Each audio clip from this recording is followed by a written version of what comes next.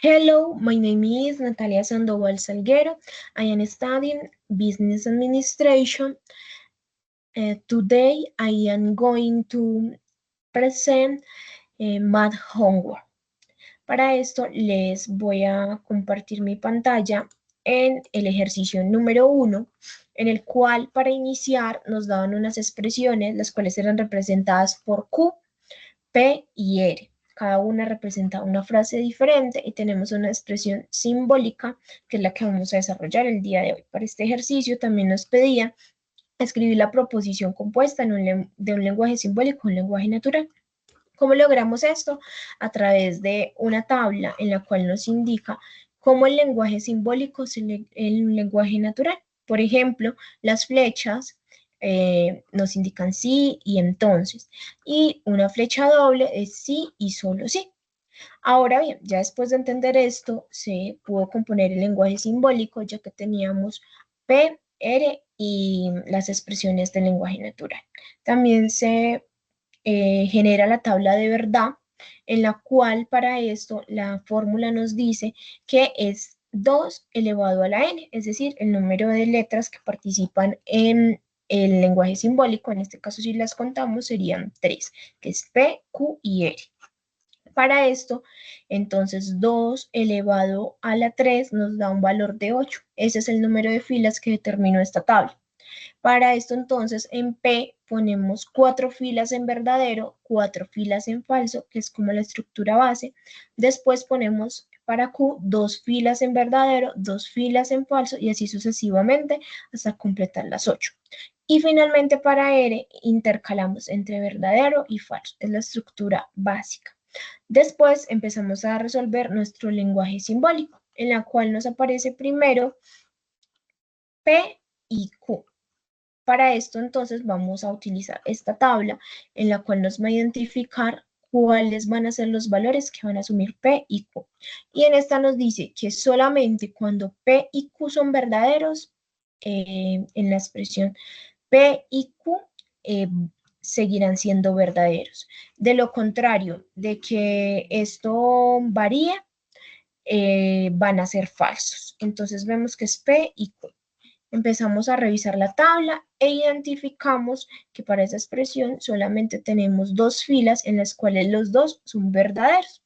Es decir, que el resto, al compararlo, serían falsos. Ya después nos vamos a la negación de Q, que según nuestro lenguaje simbólico seguiría esto.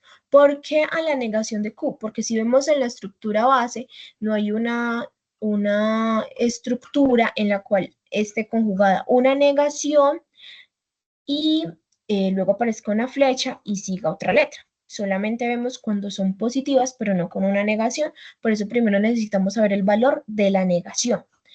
Es por esto entonces que cuando negamos a Q, es decir, que vamos a poner todo lo contrario a lo que ella está valiendo en la columna número 2.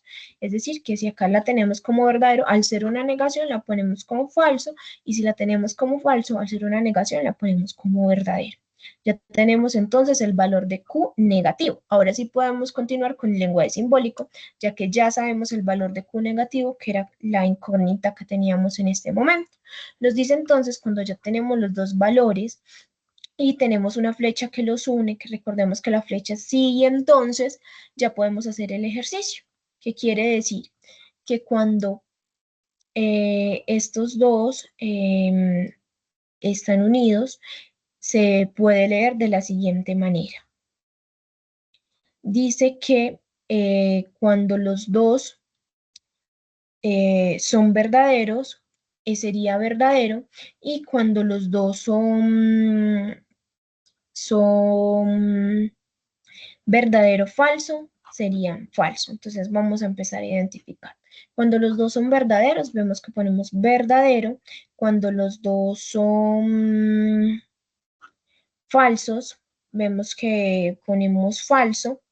Y también vemos que cuando el primero es falso y el segundo es verdadero. Entonces vamos a iniciar a resolver. Entonces, menos Q, y sí, y entonces R. Entonces vamos primero a menos Q.